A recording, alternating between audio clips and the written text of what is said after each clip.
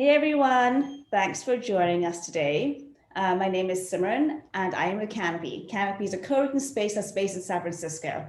We've got 3 locations. I will put the link to our website in the chat box below so you can take a look to see who we are. And if you want to come in for a tour, just click on the book a tour button and you'll be inside. So today's conversation is the first of a 3-part series on how to build your dream team and how to build your dream team to build your dream home. And we will open this up to Q&A at the end of the talk. You can either type out your questions throughout the talk in the chat box and I'll get to them at the end, or you can digitally raise your hand and I can call on you. I'm now going to hand this over to our panel moderator, Meghna Krishna Bandini, the founder of real estate development marketing company of the marketing firm Butterfly Voyage. All right, all you, Meghna.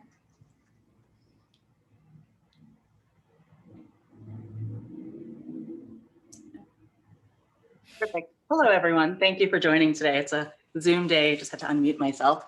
But I think the interesting thing about this series is actually going to focus on the foundation of building your dream home, which starts with the foundation of building the right team.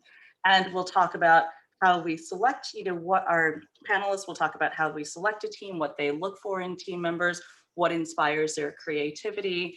And as Simran said, we'll move over to audience questions and panelist answers after.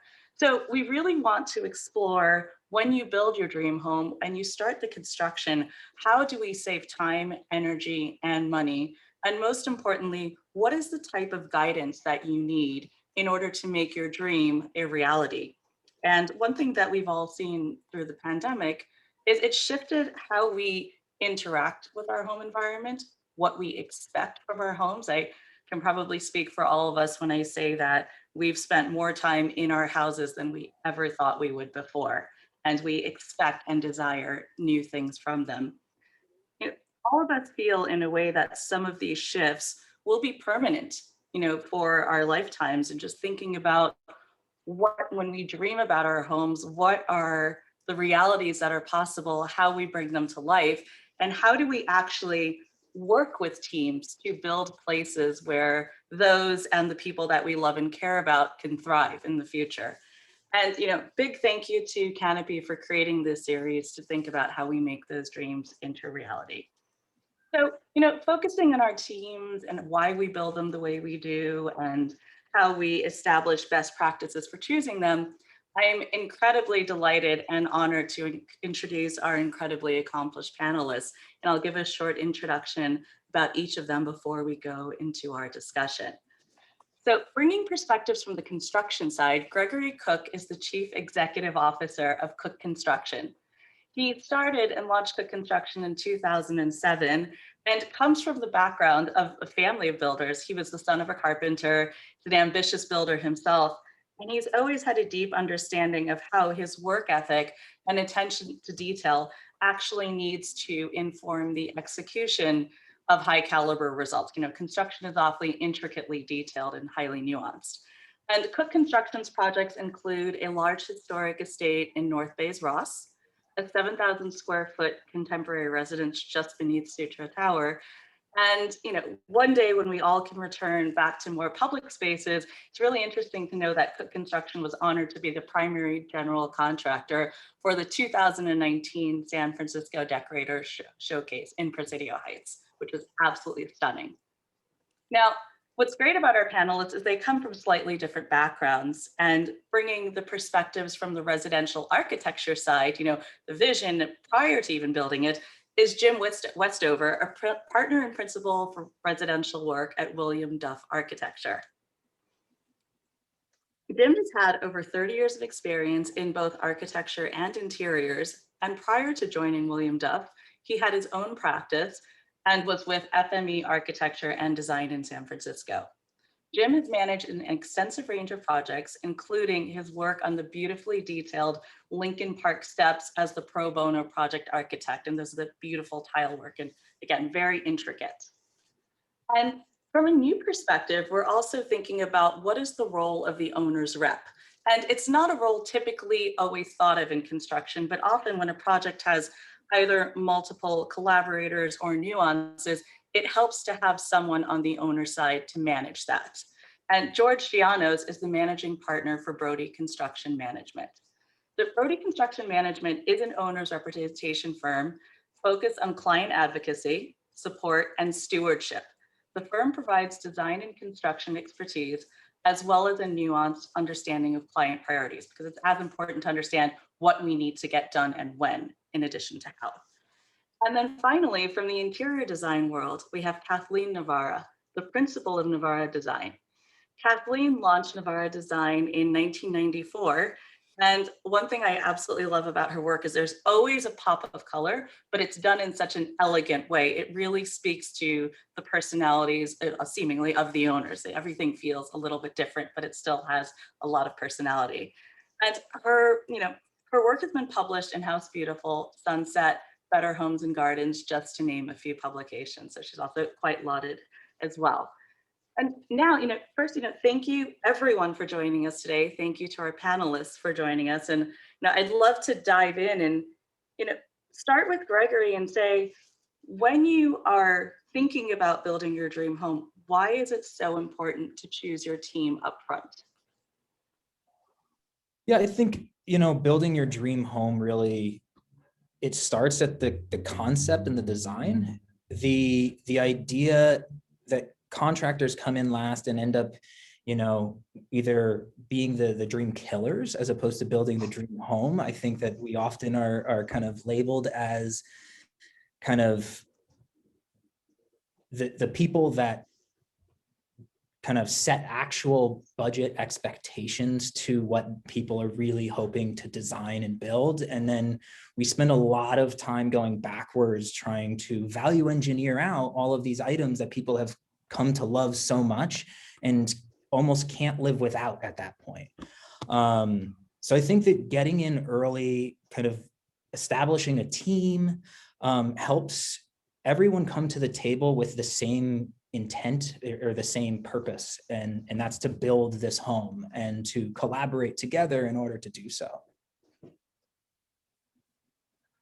Right. And thinking towards, you raise a really good point with value engineering. Ultimately, you have to make decisions and you can't have everything that you thought you could. And, I think a lot of that speaks to the architect's vision in the beginning as they start to work with the client. And Jim, tell us more about why it's so important to engage with the architect early on and set expectations.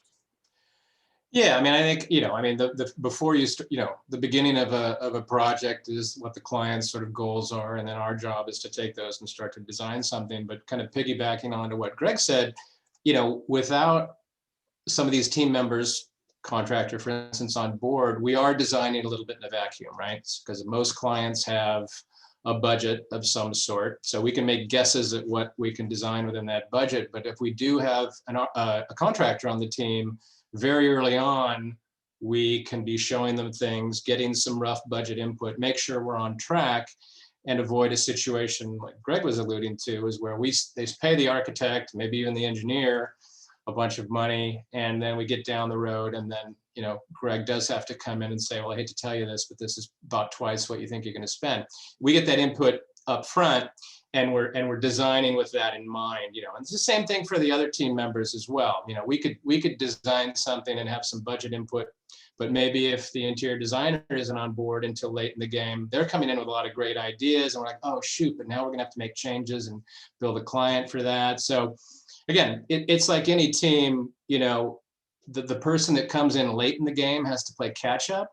And so if you assemble a team from the beginning, some parts of the team are going to be more busy at the beginning than others, but if everybody has input and that's informing the design, then our job is going to be that much better, right? We're taking all that information into account. Absolutely. And I love how you speak about how important the architecture vision at the beginning is and how that's established throughout. And, I'll, come to Kathleen now and think about, now that, we've thought about construction and we're thinking about architecture, how does interior design inform the total picture, especially because design sometimes is not done until towards later in the project?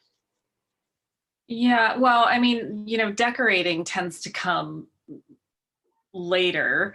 But, from my perspective, and we as a firm do, we collaborate with architects and contractors all the time. and we really love coming in early because, you know, we all have our certain expertise, right? And, you know, for us, doing furniture layouts, you know, given the space planning that's been done by the architect is always helpful. For electrical, you know, we're designing bathrooms, and having all of that information up front, where your valves are going, you know, what heights they are, selecting materials way in advance. I don't ever like being behind the 8 ball, but it feels like we're always behind the 8 ball on most jobs because we do tend to come in a little bit later. And you know, the jobs that do bring us in, and a lot of times those connections come through the contractor or the architect urging clients to hire an interior designer early on. You know, it really just mitigates a lot of redoing, as Jim just pointed out. You know, we get in there and we'll maybe shift a vanity 6 or 8 inches, which means a wall has to move. And you don't want to do that once you've already framed, you know. So I think there's a lot of education that needs to happen on the front end with clients. And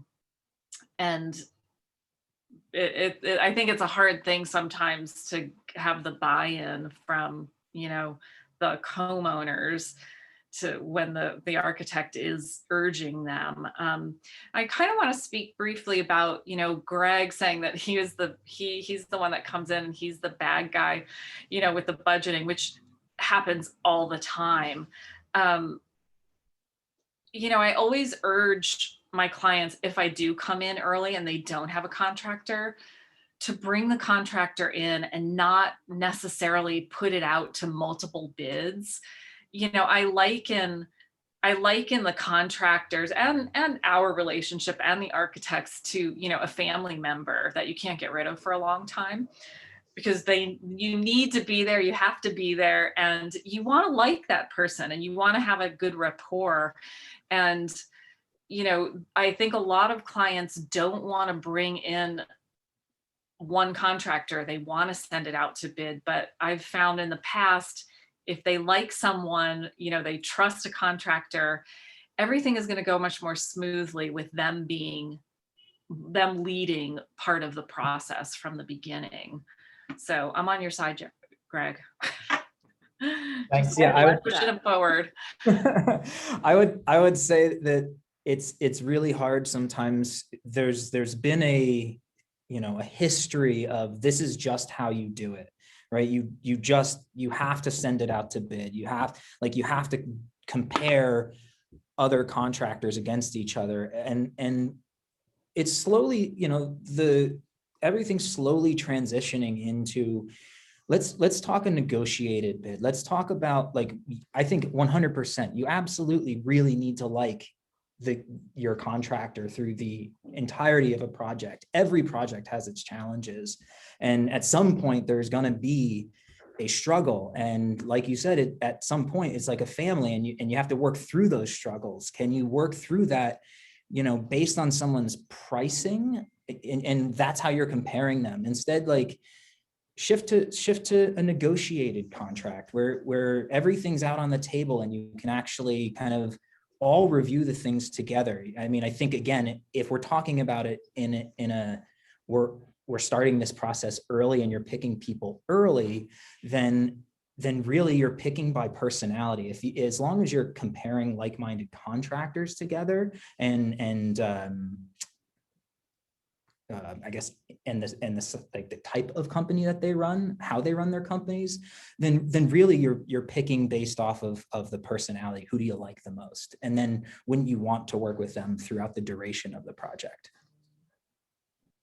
I love this. Kathleen, going back to what you said, you really brought up this, this often, this misconception that the interior designer comes in later and it's more of decorating. But the truth is the interior design decisions drive a lot of the construction decisions sometimes. And Greg, I love it, what you said, where you advocated for transparency. So many things in the world are transparent now, and finding the right contractor, consultant, and collaborator to work with is incredibly important. And it's just easier when it's transparent too, which brings me to George. you know, as an owner's rep, which is an interesting role, you essentially act as the client advocate sometimes. And can you tell me why that is so important to engage early on as well? Yeah, so our business model is full service project management from conception, the moment the client has the idea, all the way till occupancy, so the time they move in. Generally speaking, we almost never get brought in right at the beginning. Clients tend to figure out they need us when things go awry. And generally speaking, we come in and we find out the general contractor isn't performing. And so we have to come in and either work with that general contractor or move a new team member onto the team. And so the next project we get with that client, we get brought in right at the beginning. And we get to do what I think we do best is help assemble that project team. We're not experts in general contracting or interior design or architecture. We're really the team builder, and we're good at bringing those different team members to the table and making them work well together. And that's really our role. We're here to advise the client on, you should select this general contractor because they have this experience in this type of project. And we can help navigate these, very different industries that are, different parts of the industry that need to work well together. And so I think, our value is kind of advising the client on why these, Jim's firm might be the correct architecture firm, or Greg's firm might be the right general contractor to select for a project early on. But as as everyone else said, bringing these 3 project team members to the table early on is critical to the success of a project. And I'm sure we're going to dive in deeper into that.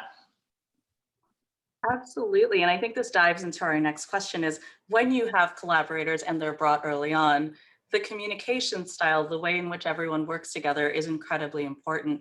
So, this question, I'll turn over to Jim first, and I'll say, as an architect, you are often the first one to see a client's vision. There's a mood board, there's something that inspires them, and then you have to take that vision and think about how can it become real. And as you start to work with other collaborators and think about how does Kathleen's design practice and so forth come in, what do you look for in fellow team members, and what works for a successful team? Yeah, I think, obviously everybody needs to get along. So in terms of sort of personality and working style, that's important. Sometimes, often people that you've worked with, but then there's plenty of people that you haven't worked with, but you know enough about them or you've met them and you think that their style, their approach to things works. So that's good. And the big thing for that, I think, is communication. I think somebody mentioned transparency, communication. It's all the stuff that really makes any team work well. Everybody is sort of moving in the same direction. If there's a difficulty for one team member, the other team members actually help them out, and they're all working together. It's really just, whether it's architecture or any other endeavor. I think if you have good, they obviously need to be good at their jobs, but it's also being collaborative and being good communicators. Great. And Kathleen, from the interior design side, what is most helpful for a client to know when they're selecting the different collaborators that they'll work with in addition to design? I think you sometimes also get the vision first. This is what we like and how do we make it happen? Yeah, I think as Jim said, a team that seems to work well together is one of the biggest things, but you never really know, like any relationship, I guess, until you get into it. But we tend to advocate really for us to come in very early and not necessarily, create overlap with the architect. But I think that's one of the things that I talk about a lot in the beginning with clients.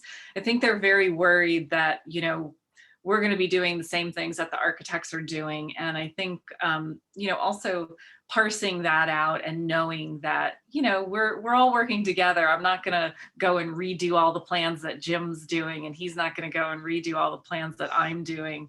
But again, I think communication is the biggest thing. You know, I've worked with so many architects that will just call and say, do you want to do those elevations or should I do those elevations? And, you know, and I think it's also just being honest about what you know, are good at and what you know, want to do, can do. And, you know, relaying that to the client, and just being open about it. Because we, you know, work with architects all the time, and there's always going to be a little bit of crossover, but that's kind of the way it is, and I think it actually makes for a much better project at the end of the day.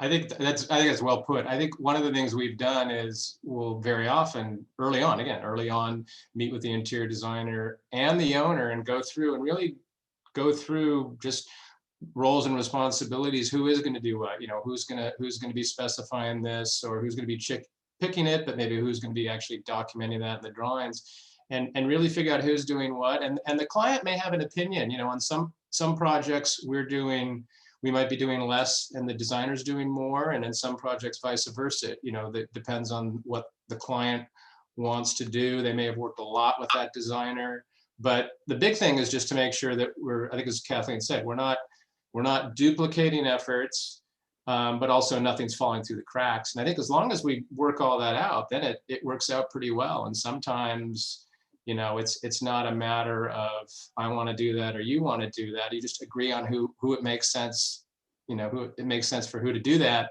And then you know it's getting done and you can collaborate that much easier. Yeah. I love that. Go ahead. I was just going to say, you know, from my perspective, the key to not redoing work is to have the interior designer and architect in conversations early on. Because if you bring in the interior designer late in the game and, you know, they have a certain vision for the space, which was not laid out accordingly early on in the process, then you're going to be moving walls and, you know, changing elevations and doing all these things pretty much twice. And that's, you know, what Kathleen was noting is having them involved early on. Clients sometimes have a misconception that they're doing the same job, but really they're just collaborating and kind of staying in their own lanes, but working together early on. Yeah, we've had meetings with interior designers, just the two of us, talking about something, and then we go, okay, great. So we're both good before we actually have the meeting with the client. So we know we're on the same page. We're not duplicating efforts, and also if we're working together really well, we're also sort of advocates for each other's work too, in terms of explaining it to the client. Yeah, I think that's great. concur. Yes. We do that all the time. I love the part about establishing roles and responsibilities, you know, who is doing what. And, you know, I turn to Greg now and I think, okay, this is the design vision. This is the architectural vision. This is George sort of saying, you know, this is how we're going to manage it all. Now, Greg, your team is actually building it. So what makes for the best teams when it comes to construction? Communication. I think that really communication is paramount to making sure that the project actually happens on the timeline that the construction team, has to deliver on. If we're in early enough, we can talk through any kind of troubleshooting that we may see in the design or the constructability of the project, to hopefully mitigate any future change orders or issues as we're in construction. But ultimately, it's the ability to call up the architect or the designer and say, you know, I need these answers and I need them quicker than you actually can draw them, and give me the answers as quick as possible, or over the phone, or can you meet me on site and help resolve any issues that we might be having. But communication by all means is paramount to a good construction project. So I think early on, just being in the design and architectural meetings will help kind of mitigate some of those issues. So I think that's important. And, you know, communication throughout with all the teams is extremely important. And, you know, Greg, I'll probably start with you for this question, but we all know problems do happen, whether it's delay in materials, whether something needs to be adjusted, you know, things happen. How does your team best exceed client expectations when these adjustments are needed? good question. I Honestly, it really starts by presenting the issue. I mean, you can't really hide when something goes wrong or you are presented with a problem. So I think that just getting everyone together and working through those issues is the only way that you can like exceed expectations. The other option is really being able to catch the issues far in advance of when they have arisen. Finding out last minute and then trying to troubleshoot it is only going to delay the project further. But if you can get into construction and immediately locate, especially in a remodel, new constructions is far different, but as it relates to a remodel, you know, as soon as you see something that isn't accurately reflected on drawings or design, to present those issues so that it doesn't cause additional further delays. It may cost more money to fix such problem, but at least it's not adding to the timeline, because I think a lot of the time people, you know, get in with a certain deadline in place, and we're just trying to deliver that deadline. So finding those issues up front is really important. Great. And Jim, when these, things come up, how does your team handle, how do you handle client expectations when you do find you have to move that wall 6 more inches? Well, yeah, I mean, it's kind of the old cliche. Everybody makes mistakes, but what matters is what you do when it happens. So I think Greg hit on, transparency. You need to be upfront about it. You need to, let the client know, paired with options that will solve the problem and a recommendation of what option is. You don't want to come to you don't want to put the stress on the client about how to solve it. You want to solve it. And also, if you've got the right team around you, it's infinitely easier to solve the problem. And then the other thing is to mitigate or prevent those problems. If you do have the team on board from the beginning, you think about, there's so many things that another team member may bring up. Greg's going to know a lot more about constructability issues, maybe, potential headaches with PG&E, things like that than we might, and he might bring that up at the very beginning. And it allows us to modify something, in the very early stages and avoid those surprises down the road. So again, another reason to have the team on board, get everybody's input. You're just going to have fewer surprises. But when it happens, you just need to be upfront, solve it. And then very often it's a collaborative approach to how you solve a problem, particularly a constructability issue, an unknown, unforeseen condition on an existing building. It might be the contractor, the architect, the engineer. It may have an impact on a space. Then we want to be talking with the designer, like, how do you think that affects things? And between all the team members, by and large, the problem isn't quite so bad, and it's always solvable. That's great. And I think that, it really speaks to transparency and speaking to having a team engaged early on, or the things that you don't see coming. The PG&E, for example, right? You don't realize it's a problem until it happens. And Kathleen, how does your practice, and what I really want to focus on with interior design is really kind of driving home why you should be involved from day one and how design can exceed client expectations because of that. Yeah, I mean, I'm dealing with it on several projects right now where I'm coming in late, and had I been on the team from the outset, I wouldn't have to be working every weekend to get all the plumbing locations precisely dimensioned and all of that. So we always try, like I said, I hate being behind the 8 ball. I like having things done well in advance, as much as they can be. So I'm always urging clients to let's not wait to, design the bathrooms. A lot of times they'll just want to do the space planning and get that down, but it's never too soon to start selecting things and finalizing them. And again, there's not just picking tile and countertops and cabinetry. It's, it's building, it's electrical, it's plumbing, and it's, all the lighting locations.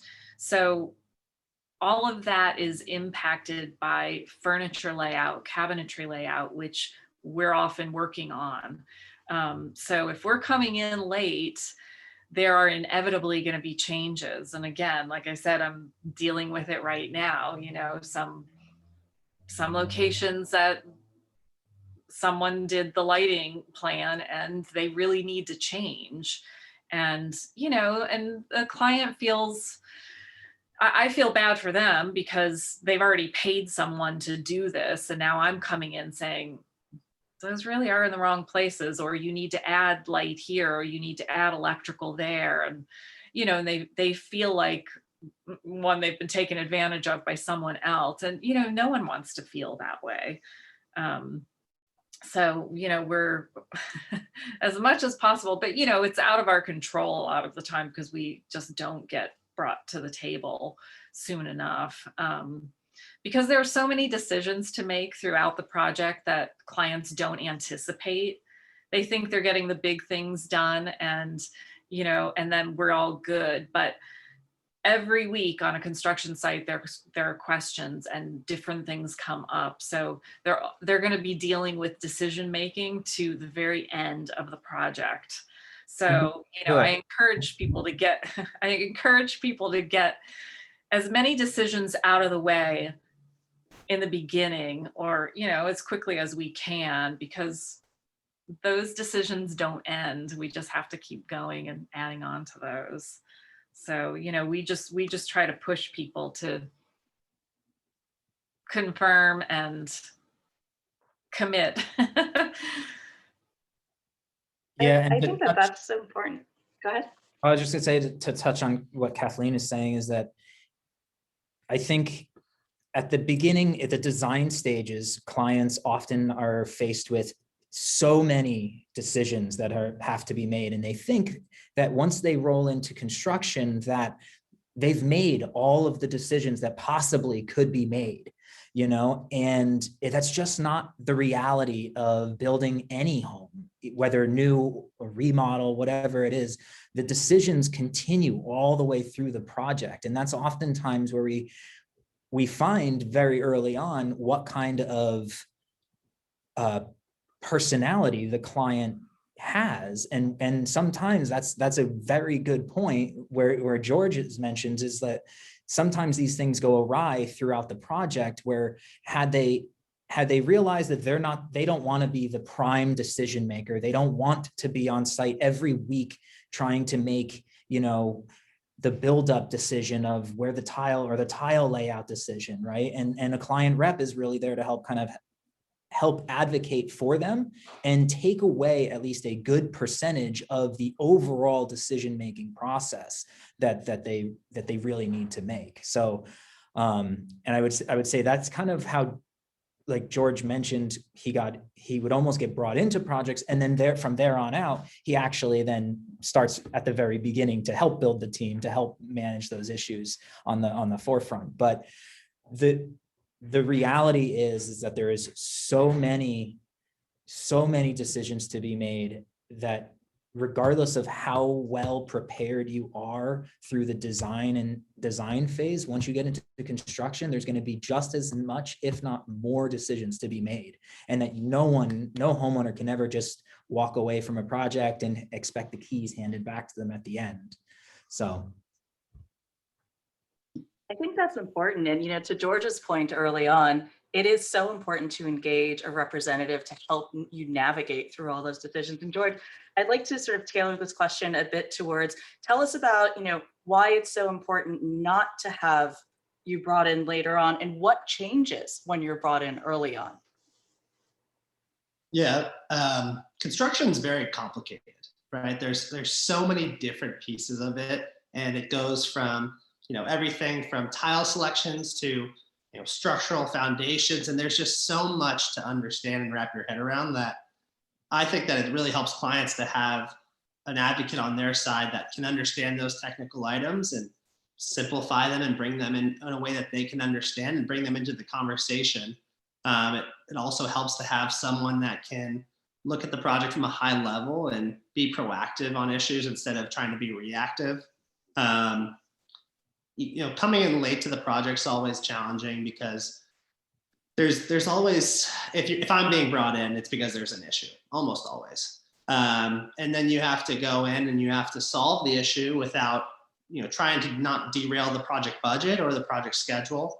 And the best way for project success is to be brought in early and help build the train tracks and then let the train run.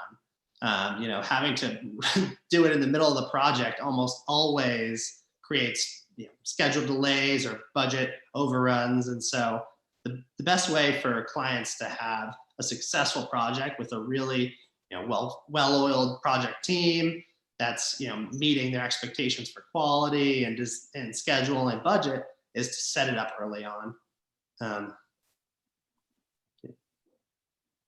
Yeah, I think that that's really important. And it's this idea that the owner's rep is almost involved through the entire process, right? You go from design into construction, into fixing problems, into actual delivery, which is pretty, and I don't think people that are about to build their dream home realize how much work goes into it and all of those little nuances. So, thinking to, where we are and just kind of dreaming about what our homes could look like and would look, I have a fun question for each of you. And I think this time I'll start with Kathleen. If you could think about and build your dream home, where would it be and what would it be like? On a farm in Italy with my very own room. I think that's one thing. Every client has said that they wish they had their own room during this pandemic, somewhere out of the city. Yeah, that would be a fun place to be. That's incredible. And Jim, what about you? Well, I like the Italy idea. Yeah, I mean, if I'm not going to be in San Francisco, I would like to be in Italy or in the wine country. And yeah, I mean, it is funny that you mentioned your own room. The Zoom room has become, critical. Suddenly, we did a large house a few years ago that, but the couple said, yeah, we can just share a large office. And I'm guessing in the last year, I know in the last year, they really were second guessing that. But yeah, no, I love the city here. So my dream home would probably be, quite honestly, here in the city. This is where I work. I would love to have a place in Italy. Since we're dreaming, my second place will be in Italy. You can come visit me, Jim. Thank you. I'll bring the wine. Yeah. Gregory, what about you? I've had the pleasure of building many of my own dream homes. Unfortunately, I have to hand the keys away every time to someone else stealing it, but that's besides the point. I really love where I live in Northern California. I'm slowly building my own dream home, but it'll take many, many years. Just on my own property, and I'm a contractor, so I never finish anything. So, I think so. That's about it.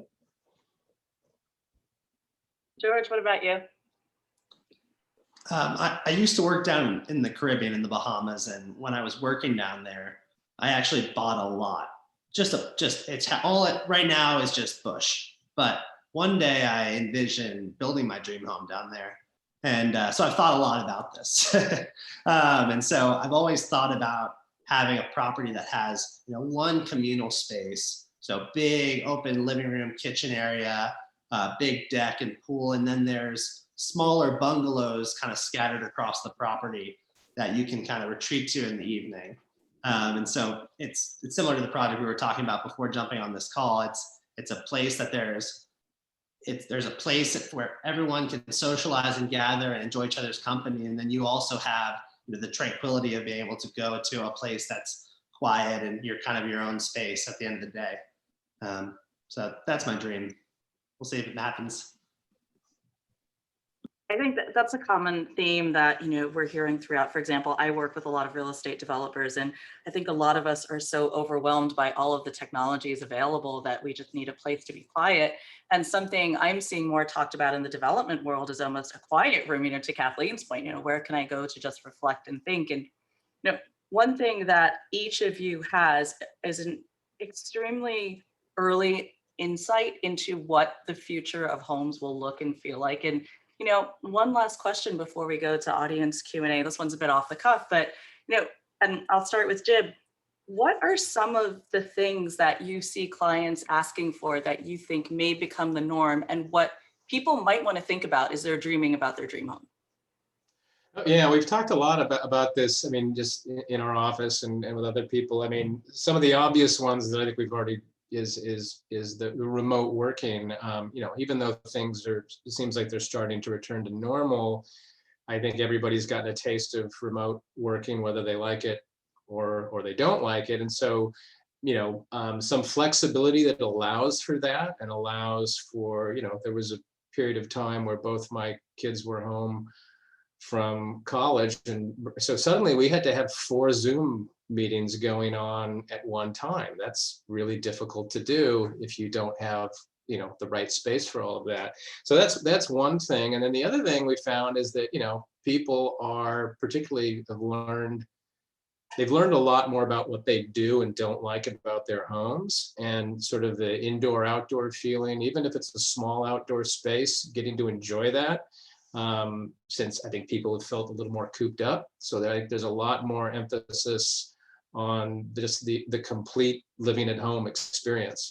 It's people are going out a little less. I think that's going to change, when things return to normal. But I think people's standards for their homes, once they're requiring more of their home, they're not going to be happy with less.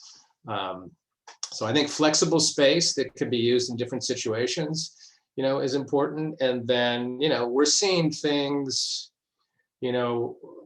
just some things that are a result of the pandemic, things like, touchless faucets and things that have been around for a long time. A lot more people are talking about that. A lot more things that have to do with sort of easy to clean and hygienic surfaces and things like that. And then we've seen a lot of people who want ADUs. They're looking at, either, I think it's a combination of things, maybe elder relatives, a safe place to be. Maybe that becomes the home office. We even have a client who at one point used the ADU for a friend to quarantine in. So, it's really almost, I think flexibility is the big key, the big theme there, I think. And I think that's extremely important, because now that we've all lived through a pandemic and are hopefully coming out of it, we don't know what will come next, but at least we want to be prepared in some way. And Greg, when you're executing these spaces now, what are some of the trends that you're seeing early on in construction that will become more of a reality? I mean, I don't know that the pandemic has really caused this, but I do agree with Jim, where a lot of people have started to really focus on these kind of multi-use indoor outdoor spaces, expansive glass, trying to open up, bring air into the house, be able to entertain where you don't feel as though you're around everyone so closely. But I don't know that necessarily was driven by the pandemic, or if that was really just driven by the way in which we interact now is much different than how we used to interact, in terms of like opening up the spaces. And kitchens used to be refined to the back of the house, and now everyone wants to entertain kind of more communally in one space. And so I think that was more driven just by kind of our changing culture, more so than the pandemic being an effect on it. But it is definitely more and more we're seeing, large, expansive, accordion doors and kind of patios that like seamlessly interact between the indoor and the outdoor.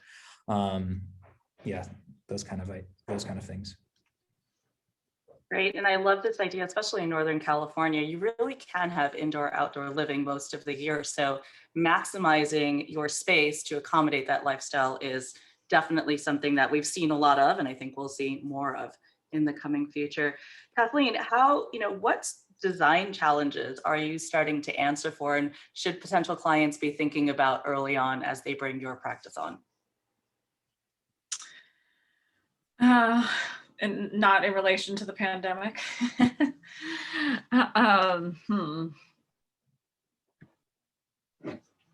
We've had a lot of product delay And I think we're going to see that going forward for quite a while. So again, finalize, order. We're seeing, 16, 18, 20-week lead times for tile.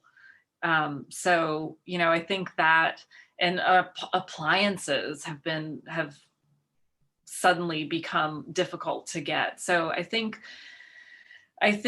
where in the beginning we didn't think it would be so bad, but it's really hit manufacturing, and I think it's going to continue to do so. I mean, there are still 2,000 people a day dying. So, I've been waiting for a hood finish from this one company for a month now, and they had a COVID outbreak and they had to shut down. So I don't think that's over. And I think that, this coming year, we're still going to see the effects of the delays and less manufacturing. And, again, just make your decision, sign off on it and order it. Because, it's becoming a problem. So I think that's great, just being proactive about the changes that are coming in terms of lifestyle, building materials, order time. And, George, before we go to audience Q&A, I'd love to have your input as well. What are some of the challenges that you're helping answer and new opportunities you're seeing in the role of an owner's rep? In terms of in relation to the pandemic, or just into the future? Let's just say if someone were thinking about building their home today. Yeah, it's a good question. I'd say that the challenges that I've been seeing recently is, there's a lot of clients that have unrealistic expectations of, potentially how much things cost. The construction market, especially in the Bay Area specifically, has over the years, really increased in the cost to build things. And it's a lot to do with, where we are based, the cost of living out here really drives the cost up. But it's expensive to build in this area. And that's a challenge that we, navigate almost daily with our clients, is presenting budgets to them and then not totally understanding why things are as expensive as they are. And so I see the way that we can help solve that, and we help throughout the process, is bringing people like Greg in early on in the conversation, so that they're getting, Jim's not getting too far down the design before they're getting real life pricing. There's a lot of this idea of cost per square foot out there. People have this mindset that they can build things for $500 a square foot, when in reality, what they're envisioning and they see in magazines might actually be closer to $1,000 a square foot. And so getting Greg involved early on in the conversation is one of the best ways to solve that issue and be proactive about it. Right. Can we build this? Can we afford to build this? Can we build the vision that we have to the quality that we expect in the time that we expect today? It's really great. And what I'd like to do now is, turn it over to audience Q&A. Simran, I believe that you're going to share some of our questions. There we go. I muted myself.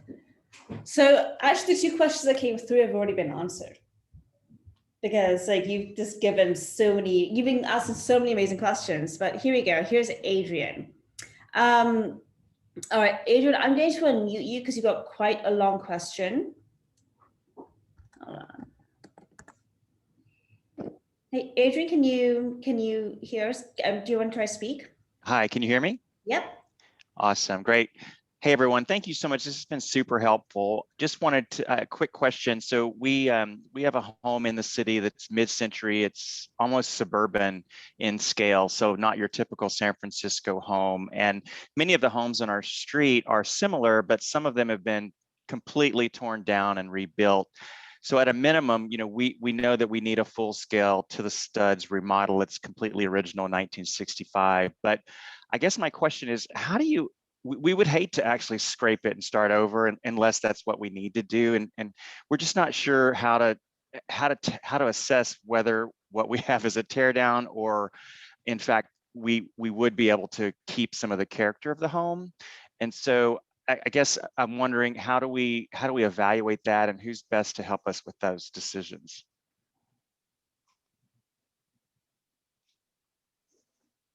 Gregory, do you want to try to take that one just from the construction? I would.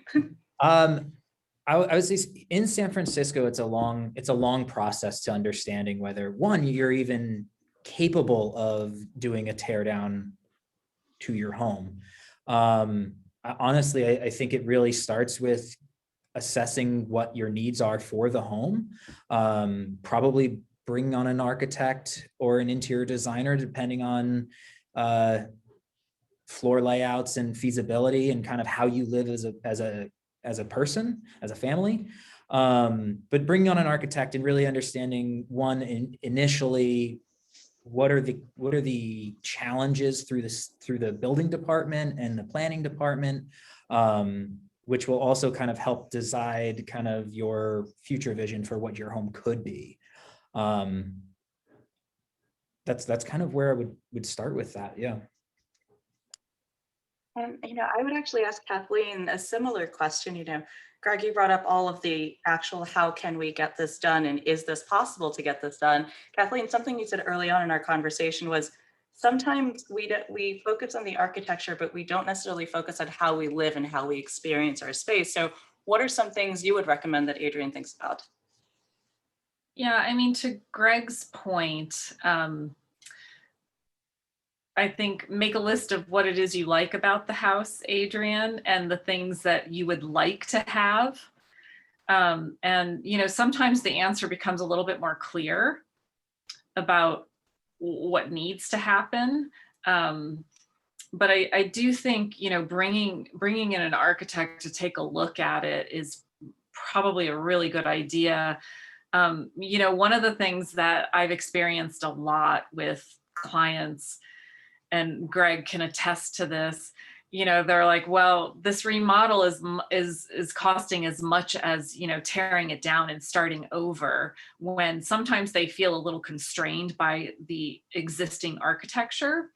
So I think that's something too that needs to be weighed, as exactly how much of the house is going to would have to be, quote unquote, taken down, versus, are you really saving anything in the house? Because you may need to take it out anyway and rebuild it. So I think there's some work to be, some homework there to do. Yeah, I agree. I think there's two big things at play here. One is, I think, as Kathleen said, I've heard this many times from contractors, or even we've probably said it, boy, it would have been cheaper to just tear this down and build something new. But you are, it sounds like, Adrian, you are in San Francisco with an older home. If it's 1965, from a historic preservation standpoint, that's considered age eligible, which means it might be considered historic. So the first thing we'd want to do is take a look at it and see to what extent you'll really be allowed to modify it or demolish it. In most cases in San Francisco probably leans a bit more on the preservation side of things. So there's generally portions of the building that they think have historic integrity, and it's usually what you can see from the public right-of-way, from the street.